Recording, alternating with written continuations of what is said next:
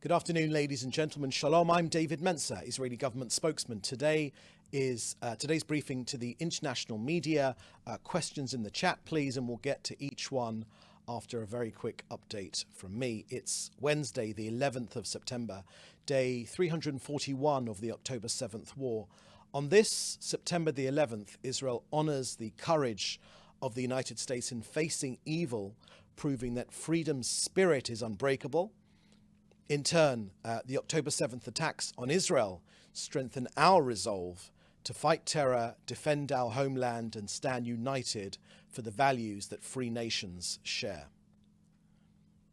First, tragic news that overnight an Israeli Air Force Yanshuf helicopter on a mission to evacuate an injured soldier for medical treatment crashed while landing in Rafah in Gaza. The initial inquiry indicates that the crash was not caused by enemy fire and is still under investigation.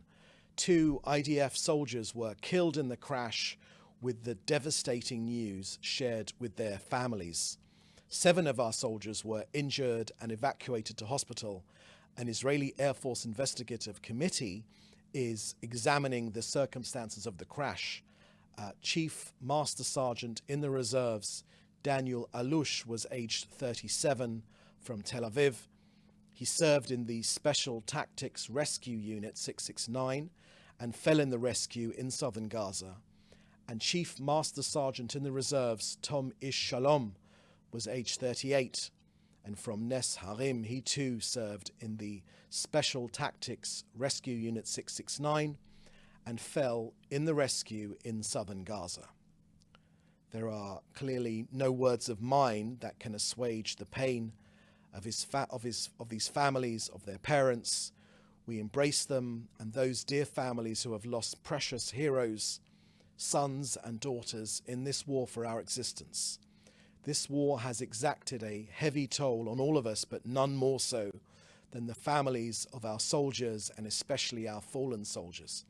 But as the Prime Minister has said, I promise you, with unity, determination, and faith in the justice of our cause, we will fight, and with God's help, we will win. May their memories be a blessing forever.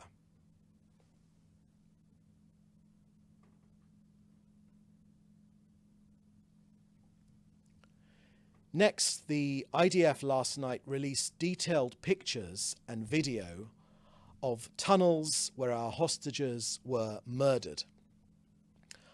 I'm showing you now these photos, which together with video are on the IDF's website and Telegram channel in English, with the entrance to the tunnel under a children's bedroom decorated with Disney characters. But in these terror tunnels, you see no basic sanitation, urine in bottles, pools of the blood of our hostages, these terrible narrow tunnels that you cannot even stand up in. These truly are appalling images. Carmel Gat, Eden Yerushalmi, Hirsch Goldberg Polin, Alex Lobanov, Almog Sarusi, and Uri Danino, held captive and murdered here in these tunnels.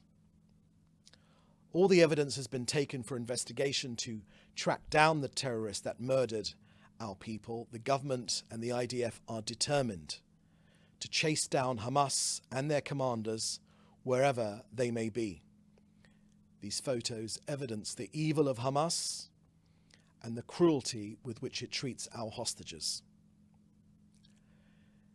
Now an update from COGAT and their work coordinating aid into Gaza.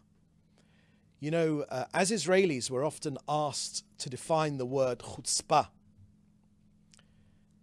If I may ask you, please check out COGAT's Twitter feed today. You'll see UNRWA's head, Philip Lazzarini, bemoaning the damage to Gaza's schools. Mr. Lazzarini, where Gaza's schools have been Hamas weapons storage facilities, tunnel access points, where our hostages are kept and murdered, where these schools have been used as terror bases for over a decade. As Kogat makes clear, maybe, Mr. Nazzarini, if you hadn't turned a blind eye to Hamas's use of UNRWA schools, Gazan kids might now actually be in school. UNRWA is a front for Hamas, where it should have been a support to ordinary Gazans to make their lives better and to build a better future for them. On the polio vaccination campaign in Gaza, 81,452 children under the age of 10 were vaccinated in northern Gaza just yesterday. In total, and since the start of the vaccination campaign, 521,903 children were vaccinated for polio in central, southern and northern Gaza. In the last 24 hours, 176 trucks carrying humanitarian aid went into Gaza, with 143 via Kerem Shalom and 33 via Erez. 125 trucks were collected from the Gazan side of Kerem Shalom, 110 by the private sector, and only 15 by UN aid agencies. Once again, private sector putting these UN aid agencies to shame. And still, 500 trucks worth of aid just awaits collection on the Gazan side of Kerem Shalom. 480 of them by the United Nations. Perhaps UNRWA should stop tweeting and do its job. 6 tankers of cooking gas went in. 187,000 doses of the polio vaccine by UNICEF were transferred, as well as the successful rotation of humanitarian personnel completed. As of today, Israel has facilitated over 50,000 trucks of aid and close to 1 million tons of aid into Gaza since the start of this war. Throughout this war, Israel has prevented the humanitarian crisis that Hamas wanted in Gaza. Hamas wants an outbreak of polio. Israel has prevented one. That's the end of our briefing today. I will now take your questions, which you should put in the chat together with your news outlet. Thank you. First question from Leo Soroka at the Washington Post. President Biden, writes Leo at the Washington Post, President Biden stated today that the shooting that led to the death of Aysenur Aigi is totally unacceptable, and added that the violence in the West Bank has been going on for too long. This follows Secretary Blinken's call yesterday for Israel to make fundamental changes to the operations in the West Bank after the killing of the American Turkish citizen, stating that no one should be shot and killed for attending a protest. Does the Prime Minister's office have any comment or response to these recent statements regarding IDF in activity in the West Bank? Thank you for that question, Leo. The IDF has already produced the preliminary results of investigation. The IDF greatly regrets what has happened here. Clearly, this has been a terrible mistake, and it is investigating the issue fully, the results of which will come out very, very shortly. Clearly, the IDF's rules of engagement are extremely clear in preventing any damage to any harm to civilians.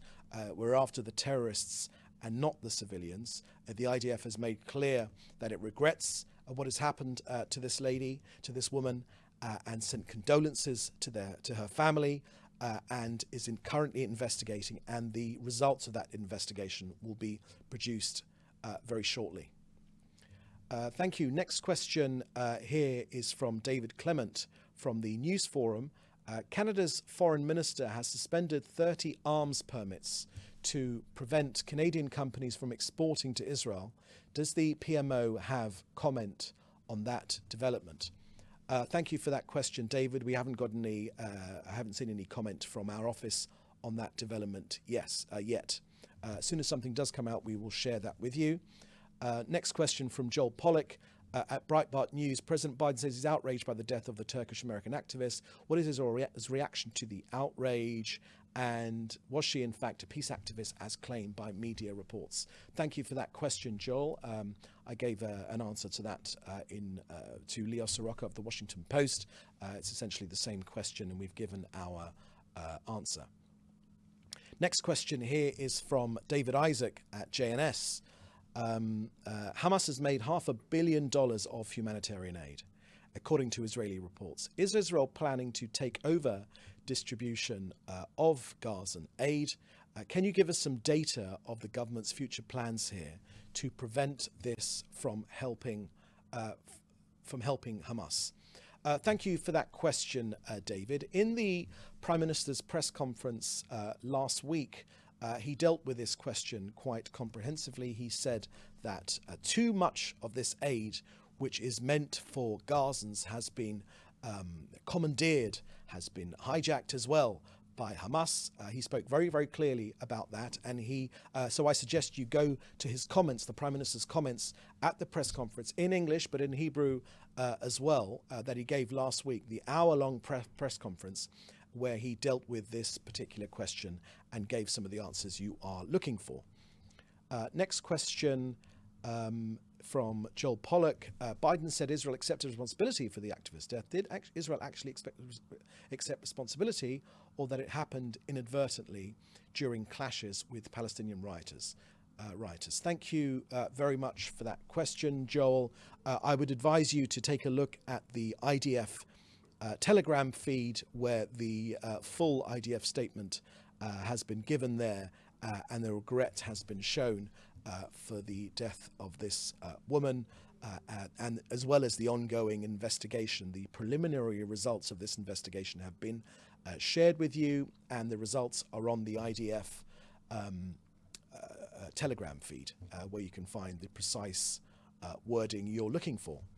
Okay, that is the last question I see that we have today. The next briefing will be at the same time tomorrow, 3:30 Jerusalem time. So in the meantime, please do stay safe. Thank you for joining us, and we'll see you next time. Thank you. Bye-bye.